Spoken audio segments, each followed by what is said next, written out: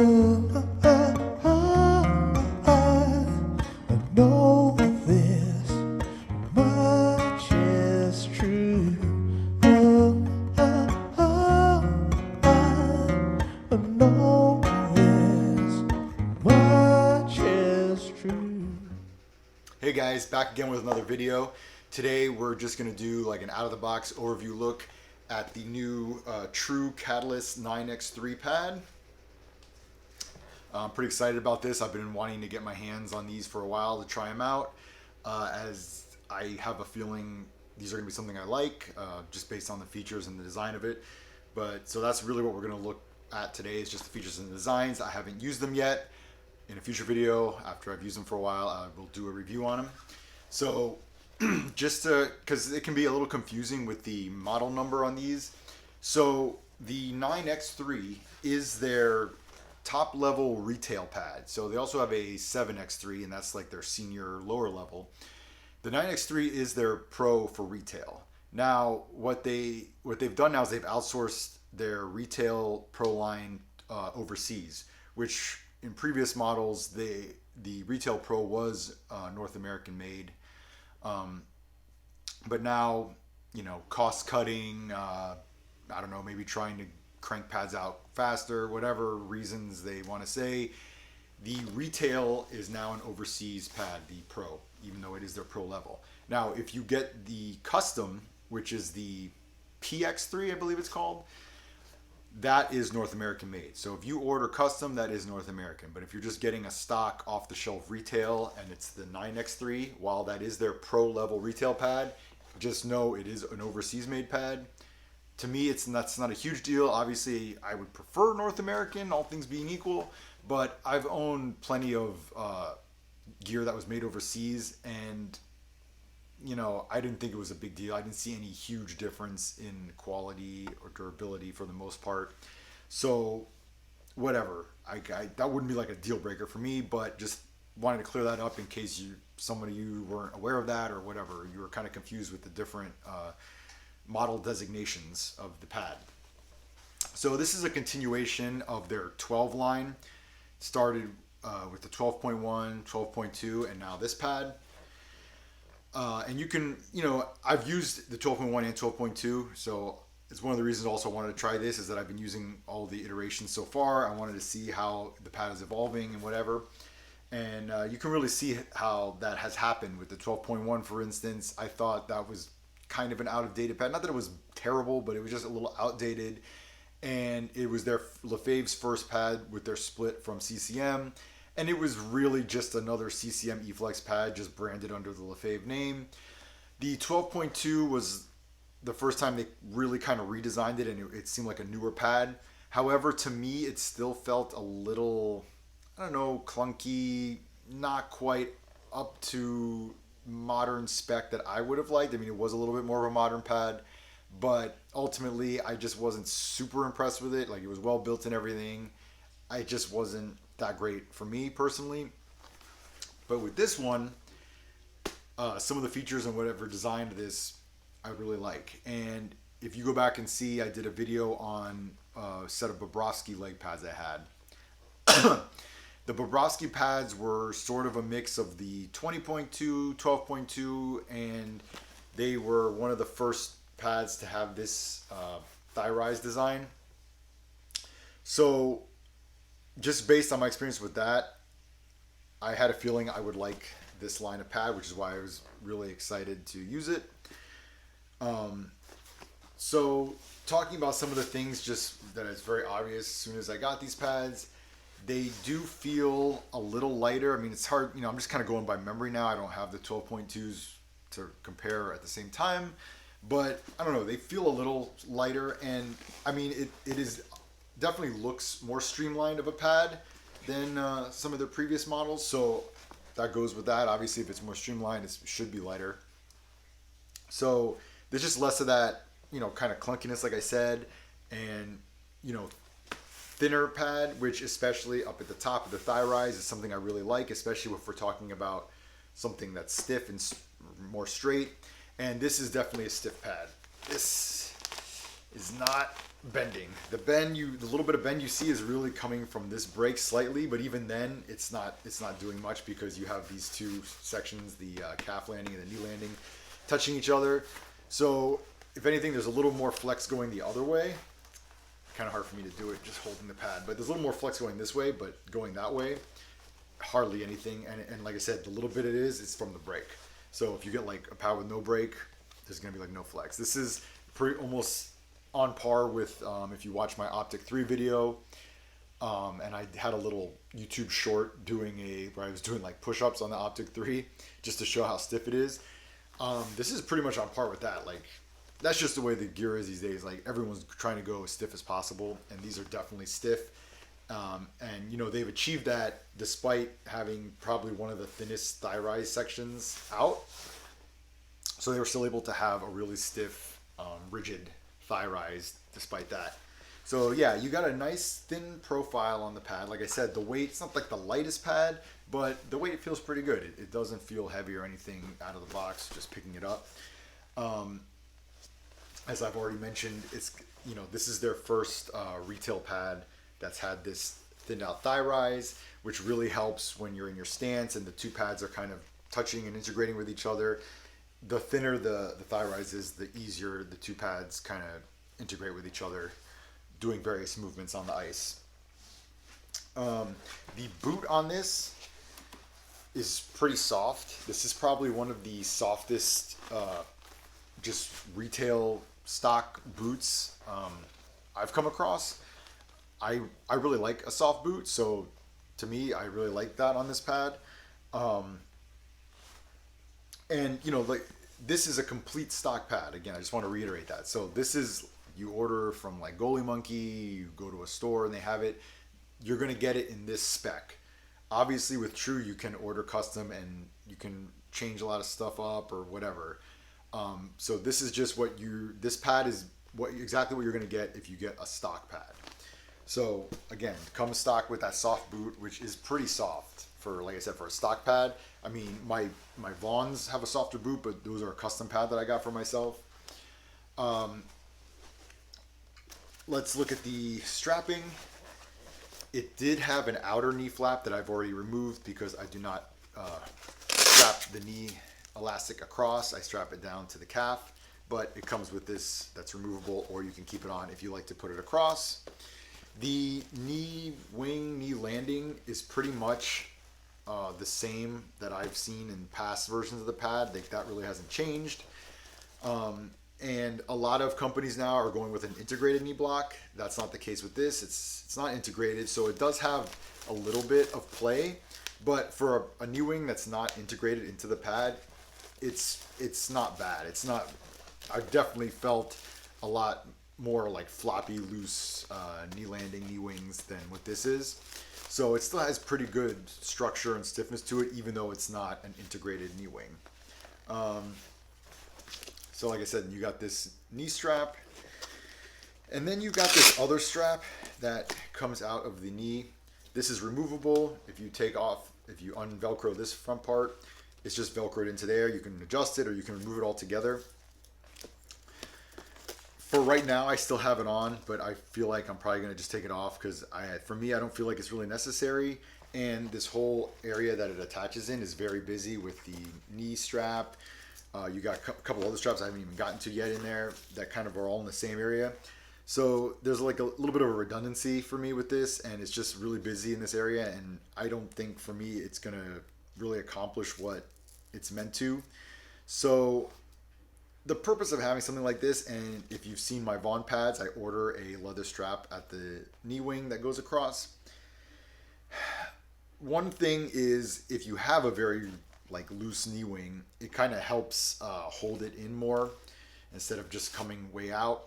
And part of also that goes along with that is, so they've done studies about weight transfer and when you go down in the butterfly, and the more structured, rigid this is to your leg, it's going to be more of a direct weight power transfer going down. Whereas if this is very loose, when you start to put that pressure go down, first the knee wing is going to give and then the pad's going to go. Now we're talking fractions of a second. I really doubt you would notice if I never told you anything about that or whatever. But when they measured it in a study, I guess they found that there was some kind of a difference, having like an extra strap. That's, again, this is nylon. This is not elastic or anything, that holds this in place better. So, like with my Vaughns, I had always been doing that in the past because their knee wings were probably some of the loosest out there. However, with this V10s that I have now, even though I did order it with that strap, I feel like I don't really need it anymore. So if I were to order another set of V10s, I probably wouldn't get that strap anymore because now they integrated their knee wing and that's very solid and I don't feel like I need it. And like with this knee wing, like I said, even though it's not integrated, it's still pretty, solid. And so between that and, like I said, the fact that there's just so much going on here, I don't think I'm going to really use this. And I feel like most times I've seen people using this pad, I don't see them using this, but it is an option they give you. And like I said, it's very easy to take out. It's just Velcroed in there. But it will come stock with this little strap here if you do want that. Then you got this outer calf strap here. This is about the same thing design. I think even go back to the 12.1, it's pretty much the same design with this outer calf strap. No real change there. And that's a basic thing. I mean, just about every pad has some kind of outer calf strap. Excuse me. Like this. Now to the inner part of the calf, we're looking at their FRS system, fast rotation system. That's what that stands for, which they had that on the 12.2s, and which on the 12.2s I bought them. They weren't stock. Somebody had ordered them custom and I got them that way. They had ordered it without this. So I didn't have it on my 12.2s, but on the Bobrovsky pads they did have this. And I think it is a pretty good calf strapping system. So it's a wrap style system where obviously you have this bigger piece of padding and material that wraps around your calf, as opposed to just like a single strap, for instance, or like a professor strap or whatever. They do it with this kind of it's like a calf wrap, I would call it. A lot of times that can feel a little claustrophobic to your leg. But like I said, I've used this before with the Bobrovsky pad and I felt it was pretty good. I didn't really mind it. And I thought it really attached the pad to your leg well. So, but this is pretty much the same type of FRS system. So I don't anticipate my opinion on it really changing. I think it's a good system. We'll see. And there's various ways you can adjust it. There's all kinds of Velcros here. You can make these, longer, shorter, whatever. Adjust it to the size of your calf. Whatever, we'll just do that later. Then we'll go down to the boot. There is no boot channel. Most pads these days don't have a boot channel. So it's flat boot. It has the toe tie system that it comes with stock are these Pro Laces, which I've used their Pro Laces before. And while my favorite type of toe tie system is from Kova, it's a third-party toe tie. The Pro Laces aren't bad. Just for the purposes of me trying these pads out, I'm not going to bother switching to the Kova. These will do. These are fine. If I ever decided to use this as like a full-time pad as my main set, I probably would then go ahead and switch the Kova toe ties in there. But the Pro Laces are pretty good. I can use them, so I'm just going to leave them in to test these out for now. You can adjust where you attach it. I have it more down towards the inner toe part. That's just my preference. You can adjust it to your preference. The toe bridge here is pretty thick. It's not focusing, but it's pretty thick, this toe bridge. It's a little bigger and thicker than most other ones I've seen out there these days. So I don't know. I feel like that's something they could probably streamline a little more for the future. But I mean, it's a toe bridge. It's probably not going to make that big a difference. It would just be nice if it wasn't so huge. Now, a main thing on this stock retail pad is it does not come with a boot strap. Not even a removable one. Nothing. So there's no boot strap on this. To me, I don't like that. I feel like if it's gonna be a stock pad that you're just kind of offering for the general public, I think you should at least give them the option of the boot strap. Put a removable one there. That way they can remove it if they don't want it. But if you're somebody that does like a bootstrap, that's a pretty big thing. You're not even offering them. I am a person that likes a bootstrap. That being said, I have tested out pads in the past that don't have a bootstrap, and it's not that I can't use it. And to be honest, in most situations when I'm using it, it really doesn't come into play. The main reason why I keep a bootstrap on my pads is really for very specific scenarios, like extreme scenarios, doing splits in some kind of scramble where you're really stretching your leg out and things get kind of crazy. That bootstrap, I put it pretty loose, but I put it to a point where it's like a stopping point where I don't want my skate to come out or to move away from the pad any more than that. So it just provides more like a stopping point, like a do not go beyond this point is what I use a bootstrap for. I do not put it tight at all. So for most like generic goalie movements and situations, it really wouldn't matter. But like in the pads I've used in the past that don't have the bootstrap, there have been situations every now and then, like I said, very extreme situations where you're really stretching that leg out in a split, scramble, whatever, that my leg or foot, whatever, comes too far off the pad than I would like.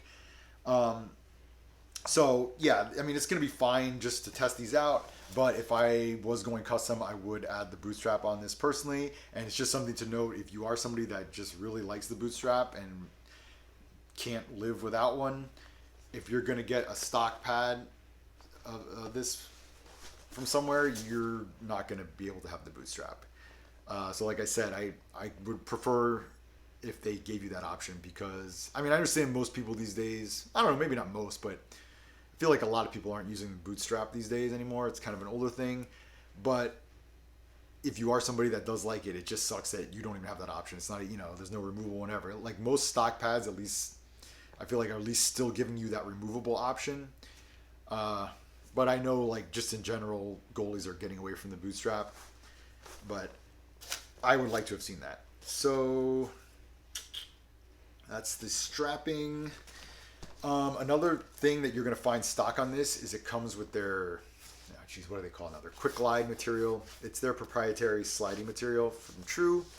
I've talked about this in past True videos. I think this is the worst sliding material they have.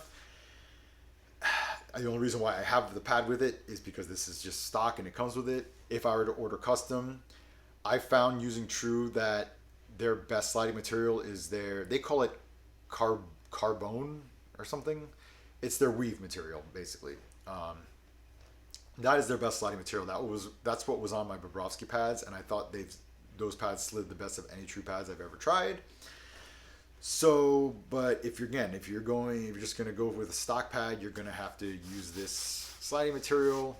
And just in my experience, I did not think it was great. We'll see with this if maybe the design of the pad helps it a little bit. But as far as just the material itself, I don't think it slides that well. I think it's the worst of any company's sliding material. But unfortunately, again, with stock, that's just what they give you. Trying to think of anything else really to talk about. So like the kind of shape on the profile of this, you see it again, stock comes with a single brake, and it comes up and then slants back up this way, but it's not completely straight. It has a little bit of an arc to it. Their 20 point whatever line is going to be more their straighter pad, and now it's going to be called Hazardous is the other line, but it was their 20.1, 20.2 line. So that is going to be a straighter pad, but this, I wouldn't also say this has like a crazy curve to it either. It has the brake and it's angled at that brake, and it has somewhat of a little bit of a curve here, but it's still fairly straight. It's not like as curved as my Vaughn V10s that I order custom. And so like sizing wise with these is a 33 plus 2. My Vaughns are 34 plus 2, but I've mentioned this many times in other videos. With the current pads that are very stiff and a lot of times straight, I feel like I need to go down in size to accommodate that, because otherwise there's just too much interaction between the two pads, or interference, actually, not even interaction, too much interference at the thigh rise with the pads, with it being this stiff and straight. So yeah, that's the out of the box look at these pads.